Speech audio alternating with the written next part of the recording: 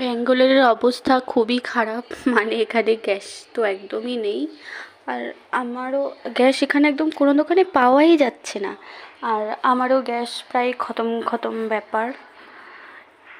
এখানে গ্যাসটা প্রায় 2.5 মাসের বেশি হতে গেল, এখন অবধি টুকটুক করে চলছে, যে রান্না করছি। তো হয়তো কয়েকদিনের মধ্যেই ফিনিশ হয়ে যাবে, তখন তো আমাকে রান্না করে খেতেই হবে। তখন আমি কি করব? তার জন্য এই যে বরমশাই এই ব্যবস্থা করে দিল।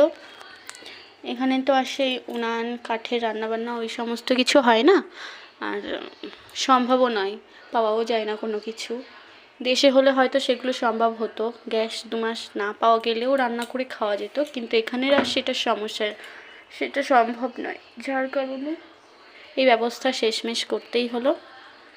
তো তোমরাও যদি এরকম সমস্যায় পড়ো, ইন্ডাকশানটা তো হাতে পেয়ে গেছি, গ্যাস খতম হলে তবেই এটা ব্যবহার করব, নচেৎ এভাবেই থাকবে। এই হচ্ছে আমার পরিস্থিতি।